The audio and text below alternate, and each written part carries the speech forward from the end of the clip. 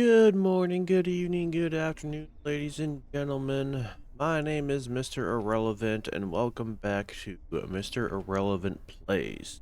Now, today is a. Gosh, excuse me. Today's gonna be a little bit different than my normal videos.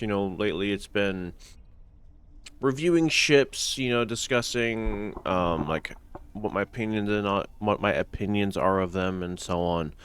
Today, I'm gonna actually talk about something a little bit different. One thing I like to do is I actually do enjoy helping people. It's one of the things that I have been doing basically nonstop for the past like 10 or so years whenever I play this game. Go find a new fleet or a new group of people, help them build up their fleet, tell them, this is what I recommend, this is what I recommend focusing on, do this to achieve this, and so on. I never withheld information. I told everyone everything. And whenever someone wanted to buy something from the Zen store or buy something from or open up some log boxes, what should they get? I always told them the honest truth of what they should aim for. Today, I'm going to discuss reputation. Now, I'm currently on a character that I am working on. Um, as you can see, all the reputation now at this point is at 5, starting to go to 6. I just need to actually play him to get the get experience. This character is Elite Worthy. This is a character that I've been working on. I already did a video on him already, on like what I'm planning to do with him. I'm just trying to see how far I can get using only Zen ships and event ships. I will not be using lockbox ships with their traits or consoles, or promo ships with their traits or consoles on this character. Like, for example, the 10th anniversary ships. Let me see, like this one. Because of the fact that it is its own ship separate from the Terran Discovery and the regular Discovery, I can use it. However, I cannot use these two traits, the Terran Machinations or Black Alert, or the consoles that come with the ship. Cannot use them, but the ship itself I can use. And it's not, it's not going to go against what my plan is. Same thing with the Light Miracle Worker cruiser. I can use the ship, just can't use this trait or the console that comes off of this trait. Shangri-La is completely different because it's actually not part of this particular ship line. Same thing with the legendary temporal operative escort. I can use the ship, just cannot use its trait or console, and because of the fact that I actually do have the Lobby ship on the Zen Star Reclaim now, I still can't use it because this is a Lobby ship. The only way to acquire this is, of course, by using master keys, so I'm avoiding it. I will, however, use consoles from lockboxes, weapons from lockboxes. For example, I'm using Pulse Phase on this character because a lot of the ships that I am flying are TMP related. For those that don't know what the TMP era is, basically Kirk's movie era. So the Constitution refit and so on. Anyway, go ahead and focus on the main reason of this video. Reputation. So, for any new player that is joining Star Trek Online, once you get to level 50 is when you can really start going and getting these reputation marks. Now, for most new players, also, it's going to be difficult to really do, like TFOs because of the fact that your gear isn't where you want it to be. For example, like, for a new player, like, their ship will have, like, a bunch of just random odds and ends weapons. Nothing really is going to be epic. Their drivetrain is going to be all over the place. Consoles are going to be all over the place. You're not going to have all these clickies like I do because of all the Zen ships that I own, and so on. That console needs to go away. Anyway, so do those consoles. Anyway, the whole point of this video is to, guide you. Keep in mind, there are many ways to get marks. Many ways. You can do patrols, they give you marks. You can do random TFOs, you can get marks. My biggest recommendation for those who are still brand new, do normal. Because trust me, if you're brand new and you go into advanced, you're not going to have fun. You're going to die a lot. If you go into elite, you're definitely not going to have fun, and you're going to get one-shotted repeatedly. The reason why I'm saying do normal is because, one, it gets you to the feel of how certain TFOs work. Because some TFOs can be a little bit confusing. I will fully admit that one of my favorite TFOs, which is not Gauntlet, or no, sorry, Guillotine. It's Royal Flush. I love Royal Flush. It's one of my all-time favorite TFOs. It brings in the super cube. You're flying around in Undine space, which I love the Undine. It's a great TFO. But in terms of like knowing what to do, unless you're really paying attention to the minimap, you're gonna get lost. Trust me, do normal TFOs. Normal. It lets you understand how the TFO works. You don't have to worry about the risk of failure. And if you're doing random queues, you're getting extra mark boxes along with extra dilithium, which is also super important, super huge. Dilithium is gonna literally be like your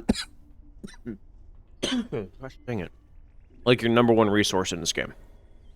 To this day, I'm still constantly using dilithium. I'm using it all the time. Every single chance I get to use my dilithium, I'm using it to acquire Phoenix Prize packs, but I only get the 10 pack because it's the best pack out of them all, and also because of the fact that I like upgrading my stuff, and that's one of the best ways to do it, is with the Phoenix box. So, do normal TFOs, get used to how TFOs work. Also, when it comes to getting your ship in order, before you can even get anything in terms of reputation, you have all these episodes to get stuff from. You also events like the current event with the Klingon Executioner's Arsenal.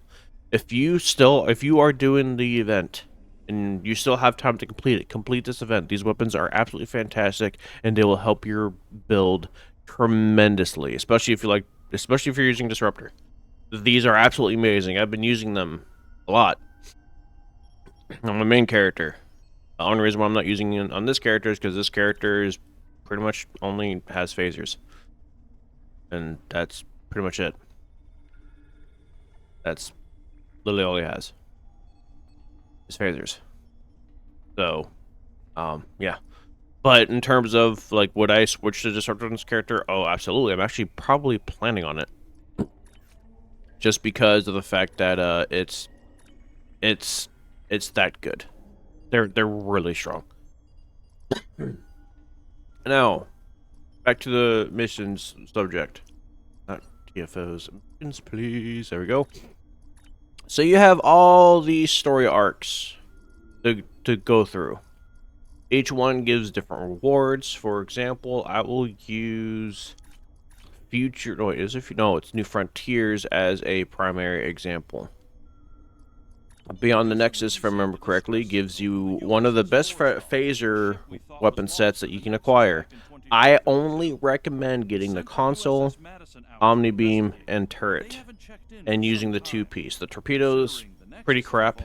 It's not a very good torpedo in a 3-piece set. Just honestly, it really isn't worth it. If you're running a phaser build, this console, this Omni-Beam, if you're going with phasers, is a must.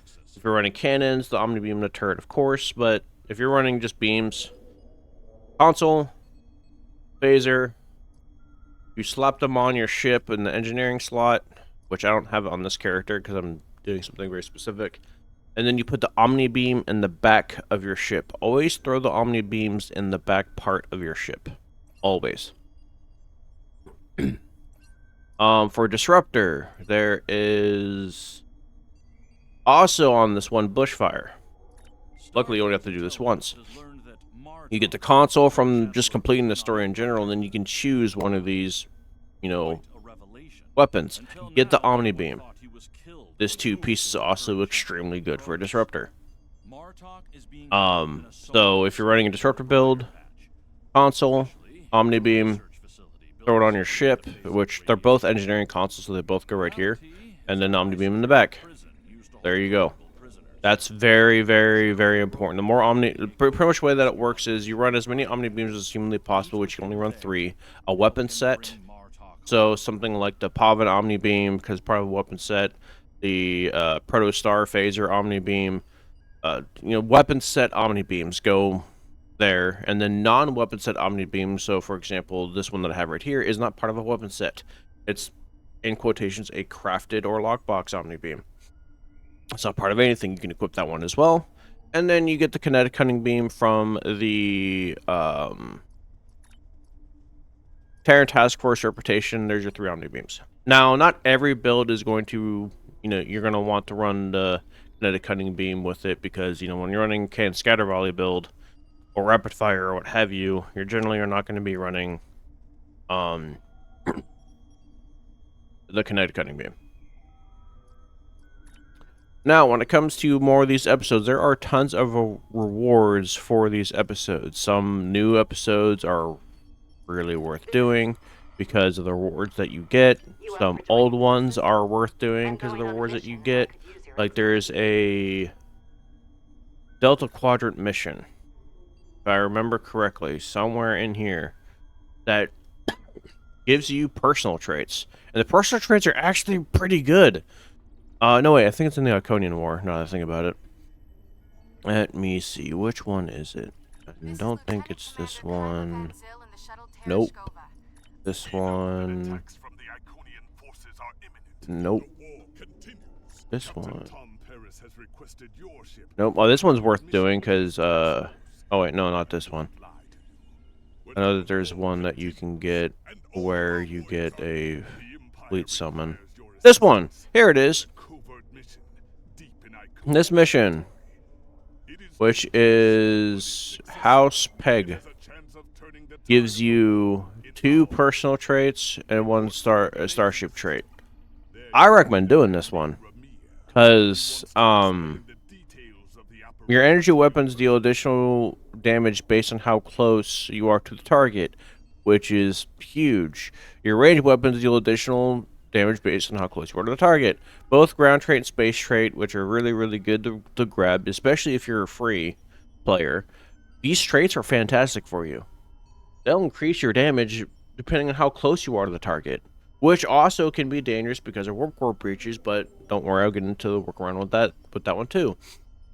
And then the best defense, your attack pattern grants you halt healing buff along with their normal effects. So if you're running, like, I'll use myself for example, there is a button. I have a duty officer that I run on all my characters. I call him the Beta Boy. What does he do? Well, attack pattern beta restores hull when firing. How did I get this duty officer? Well, I got the Delta expansion way back in the day when the game was like, when this bundle was still pretty new. Game expansion didn't exist yet. Discovery expansion did not exist yet. Temporal expansion did not exist yet. I didn't get it right away, but I got it at some point after the Delta expansion when I actually could have, throw money at this game. You get 3 free duty officers. And it's the Beta Boy. Like, he's so good. And it's honestly like the best, like, I guess you could say, like, lifesteal in quotations ability in the game. It's the best one. There are some lockbox ones that do similar, but the healing is nowhere near as strong. But yeah, combine that with that, oh baby. Like, I'm actually kind of tempted to grab it myself because, this, the main character.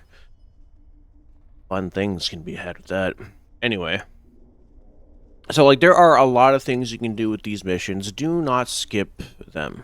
Yes, pay attention to what rewards that you get and see if it's something that will benefit your character, benefit your ship, benefit your captain. There's a bunch of ground stuff on there as well. Ground is really easy to actually get elite worthy. It's very easy to be able to do elites with ground, believe it or not. Okay, so now that you got kind of like a gist of, that information, back to reputation, because reputation is literally like one of the most important things. You get a lot of things out of reputation. You get Personal space traits, personal ground traits, activate ground and space abilities, which can literally change the game for you. And you also get equipment, like for example, these engines. There's a bunch of different stuff that I would recommend getting from the reputation, primarily just the competitive engines, just because of the fact that and the shields, because the 2-piece set is really good.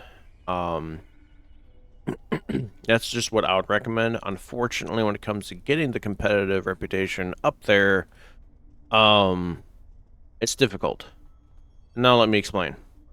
The reason why getting competitive war games reputation marks just in general is difficult is because one, nobody does the TFOs. None. The only way for you to even get the TFOs to even queue is for you to run with literally 10 people, which is very hard to do. I have tried through many different communities, try to get like a night where we all come together and have fun doing these competitive TFOs because they're actually a blast to do. Yes, one of them does have PvP in it, but people are like, I hate PvP. That's fine. That doesn't mean the TFOs are bad. So there are there are 3 TFOs. A binary circuit is a ground version where literally the only way you can do anything against the other team is by interfering with their run. So you can kind of go into their thing, mess with them a little bit, like turn into like a Borg drone and walk in their area to mess with them. Core Assault, which is the one that I did the most, which is basically a race. It starts off with you fighting, PvE, player versus environment, and you're just going. It's hard for me to explain because I can't show you. Is there a way that I can show you? Let me see. Of course not. Of course I can't show you because why would it be that simple? So pretty much the way that it works is there's you know what, I know what I'll do. I know exactly what I'll do. I'll do this. Okay. So there is you're literally inside of a giant sphere, right? And you start here. Oh. You start here, enemy team starts here. Now this is what happens. This team has to go this way. Oh gosh. All wrong. This team goes this way. Down this side. I think it's like 4. And then you go into the center. And then the same thing over here. You go through like 4 instances of fighting PvE. It's been so long since I've done it, I can't remember. Then you go into the center. And then what happens is there are 2 warp cores that you have to like go after that's in this room. One's for one team, one's for another team. I forgot to color code it.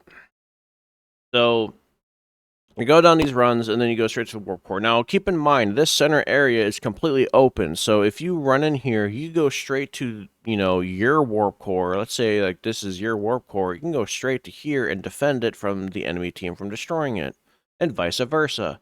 It can become a complete chaotic mess, but a fun chaotic mess. This was a step in the right direction to actually get people to do, like, some fun PvP, because there was a goal to it. There was rewards you could have with it, and it was a absolute blast. I did not have the PvP build in any way, shape, or form, and I was dying constantly. But this TFO for space was an absolute blast to have, and I am so sad that no one does these TFOs because they were unbelievably fun. I even like binary circuit, and I don't like ground, but I enjoy doing binary circuit because it was a race. There wasn't really any real PvP. It was just a race. Whichever team gets to the end first gets the bigger reward. But even if you lose, the reward is still worth it. I know I never did Twin Turbulence, so I couldn't tell you what this is. From my understanding, it was just like Binary Circuit, where you're literally just racing. Um, which that could also, be a monster in of itself, because there's so many things now that can make you go so unbelievably fast. But like this is the way to get. This is basically like the main way to get competitive marks, and then of course, for those that also don't know, when you go to advanced, you get special items. Like for example, for these competitive TFOs, it's the ascended stratagem, and you kind of need those to also get the equipment. So for example, I'll just keep using competitive. I have 0. And you need them to get any piece of one of these equipment, whether it's the kit module, the ground set, some of the space stuff. Like, you need it. So I'll just grab this random item. So you need 5 for this. Well, the only way to get them now is by doing a daily, by spending 100 marks to get one of these. You have to do it once a day. Which is another reason why it is extremely depressing that no one does these TFOs anymore, because now it is a grind to just get one piece of equipment, and I recommend getting 2, which is the engines and the shields. That's what I recommend, because the 2-piece set is just really, really good. So it's a grind to even get anything competitive nowadays, because no one does the TFOs, and it makes me super sad. But anyway, back to the other parts of reputation. Luckily, competitive reputation is the only one that's a pain in the butt to get anything done with, because no one does the TFOs. It's really depressing, despite the fact that those TFOs are actually a blast to do. And if you're doing it with friends or like your fleet, like, you guys could literally make it a game night and have like rewards at the end to see whoever has the most wins. Hey, you can get this thing or whatever. Like, there are so many things you could do with this that I've tried to do but could never do, because what do I know? It's not like I'm trying to have fun or have other people have fun. All the other marks are really easy to get. One nice thing about doing randoms is when you do randoms, you are able to get a random box of a random mark choice of your choice. When you open the box, it gives you every single mark in the game. Fleet, reputation of every single kind, and you get to choose which one you have. Now, keep in mind, I highly recommend you get all these done at the same time if you can, because the sooner you get all your rep done, the better, because at tier 6, you get a bonus with your space gear. At least one the weapons, anyway. I'll just go ahead and beam up and show you. I got some of them. Here. Yes, so you get a 2% bonus all damage for each piece of space weapon that you have equipped, hence why I'm saying if you're running a beam build, kinetic cutting beam. Now, discovery is one of the most important reputations out of all the reputations, because one, the weapon set is just insanely strong, and the space set is really good for survivability. One of the builds that I like to do is the warp core and shields with the competitive engines and the colony rolled deflector. That's a good setup to have if you want to still do good DPS with a little bit of survivability. Another reason why getting your reputation, this one in particular, tier 6, because it also gives you a disruptor, wide angle dual heavy beam. So if you're running phaser disruptors, this reputation is going to be extremely important, because one, once you get to tier 6, you get the disruptor flavor of the dual beam, and you also have access to the phaser disruptor dual beam. And its weapon set is cracked. It's so good. It's really strong. You can run all 3 pieces, and it's one of the best 3-piece sets in the game. But you don't need to run all 3 pieces, but you can. You can run just 2 and be fine. But running all 3 is also really, really good. Terran Task Force, same thing. Like, this is an old set that people have forgotten about, but now people are starting to use again. Console and kinetic beam. Torpedo is kind of mediocre. I only ever run 3-piece if I'm doing like a Borg themed build, and that's about it. But like, The console and the kinetic cutting beam is so good. The console itself increases your critical chance severity along with giving you improved, survivability with the passive hull regeneration, and also gives you control expertise, which is really good if you're running a very specific personal trait, which I've talked about before in a past video. This two-piece is really good too. If you like Tholians like I do, you're gonna love the Nakara rep. The weapon set is also pretty good. It's actually one of the better Tetrion sets in the game. The shield itself gives you a Tholian look to it, and also once you reach tier 6 for your reputation, you can get access to a vanity shield for free. Oh, and you also get fleet ship modules when you reach tier 6. So you get access to, if you own a Zen ship, the fleet variant of said Zen ship, which is also a major win. Like, there's, like, getting your reputation completed to tier 6 is so important. And the only reason why I'm lagging behind with this one is because I'm having a lot of fun messing around with builds of my main character. This character is, for the most part, basically done. I just need to finish his reputation, his reputation, and get these unlocked, which costs fleet credits and fleet credits and lithium, which I just don't currently have one at the moment. But yeah, no, getting your reputation done, doing the story missions, getting your marks. Like I said, if you're still new, please do normal. I want you to have fun with the game. I want you to experience what this game has to offer. And this game has a lot to offer. It is a lot of fun. I wouldn't want, let's say, for example, like I've actually tried to get my wife to play this game. I wouldn't want my wife to come in here, start a brand new character, fly around on elite difficulty, me knowing that she has no business being an elite because she will not be ready for it, and just start doing, elite content. Like, there's no reason for it. I would want her to have fun, So I want you to have fun. I want you to enjoy this game as much as I do, because I do love this game. I enjoy this game a lot. Yes, I've had a love-hate relationship with this game since 2012. And it was primarily Cryptic's fault, but Cryptic's no longer in the picture. Which, even with me saying all the negative things I've said about Cryptic, they still did really good stuff. Heck, when I live streamed this game a lot, one of the devs came into the thing that actually worked on one of the stories that they released, and I was like, yo, this story mission is awesome. Thank you. You guys, great. Keep it up. They did do good things. But it's just because of the fact, that the end of their era, it was very not good, that, got a bad taste in my mouth. But anyway, main focus, reputation. The most important thing you could be doing. And don't just do one, then move on to the next, and then move on to the next.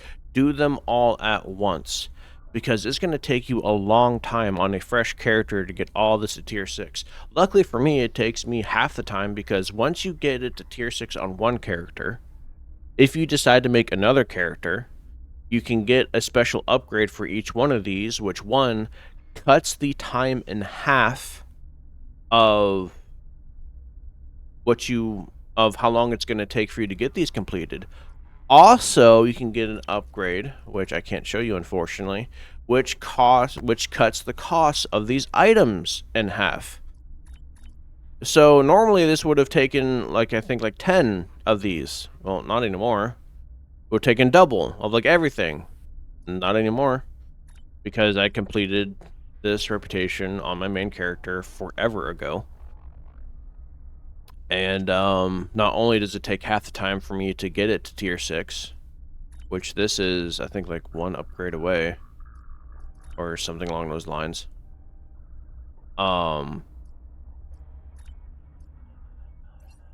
It also cuts the cost of everything in half.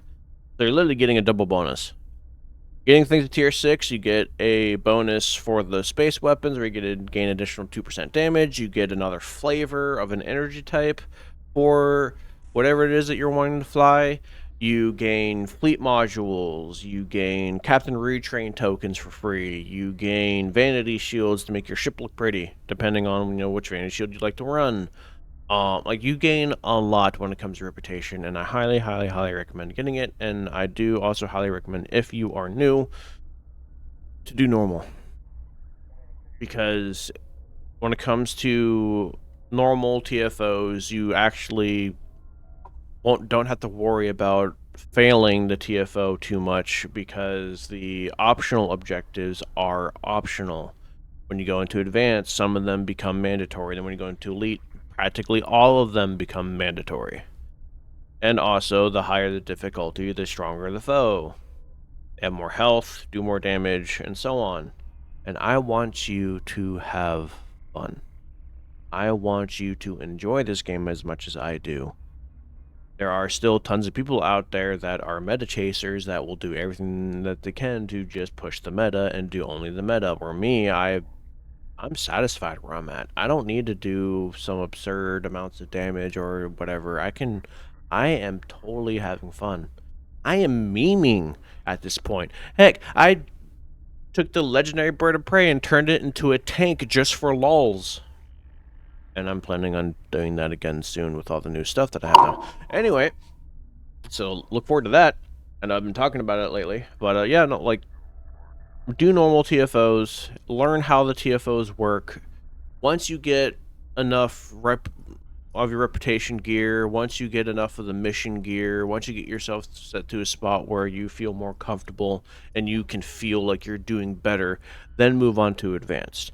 And then if you end up struggling in advanced, go back to the drawing board. See what else you could do, get from reputation, get from missions that could boost you. Keep in mind, you can slap on as many consoles of the same console type as you want. If you want to run 12 of these, if you can run 12 of them. You're not limited. These are ISO mags, which are crafted consoles, which boost whatever it is that you're running. In this case, I kept beams on this character and cannons on this character because I wanted to be as universal as possible.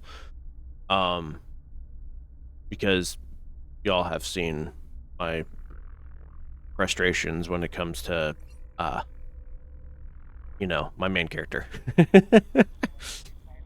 Yeah, like, there's lots you can do. Join an active fleet that is actually active, that's helpful, that has people to play with. Like, find friends that you can play with this game with. Playing solo will only get you so far. Now, there are still players out there that play this game solo on purpose, and that's totally fine. And you are more than welcome to stay solo. But if you are like me, who enjoy playing with people, find a good fleet. Don't find a fleet that is extremely toxic. Don't find a fleet that is demanding. Don't find a fleet that has requirements for you to meet. Find a good fleet.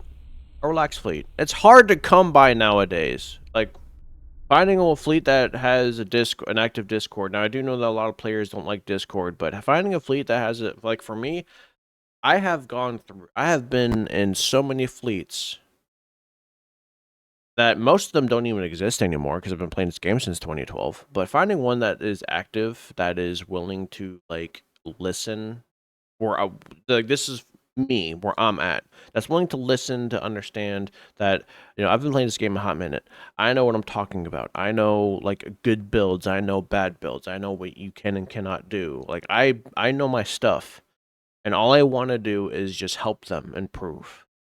I've done this many, many, many times. One fleet that I joined, we actually ended up doing a thing where it was like a PvP event for the fleet itself. I personally did not participate because of the fact of how strong I was compared to everyone else. But it was like a tournament style event where there was rewards. That was loads of fun. Same thing with, just like, I did the same thing where it's like, all right, so for those who want to improve their DPS, let's go ahead and do an event for that.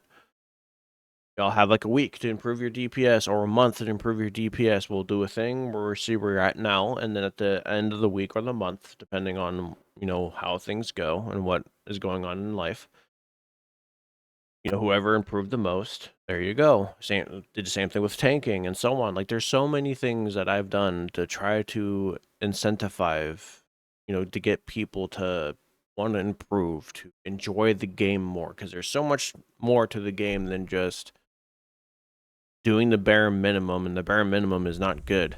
Bare minimum is just logging in, doing a mission, completing it, grabbing the reward, moving on to the next, and leaving it at that. Trust me, there is so much more. So much more. This game is a blast, and I would love for people to enjoy it as much as I do. I'm not trying to chase the meta. I'm not trying to, you know, min-max everything. That's expensive and boring. At least to me, anyway. But anyway, I am Mr. Irrelevant. Thank you so much for watching, and if you are new, hit the subscribe button. Like, comment, all that fun stuff. I know the algorithm wants me to say that kind of thing, and I just don't, but here I am. We are one subscriber away from hitting 100. That's huge and awesome. Stay tuned for more content like you've normally been seeing, where I'm reviewing a specific ship or whatnot. If I do get a ship, I will review it. I did one for every single ship of the bundle. I'm sure you've already watched it.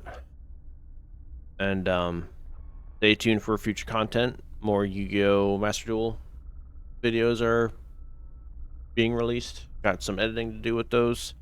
And yeah.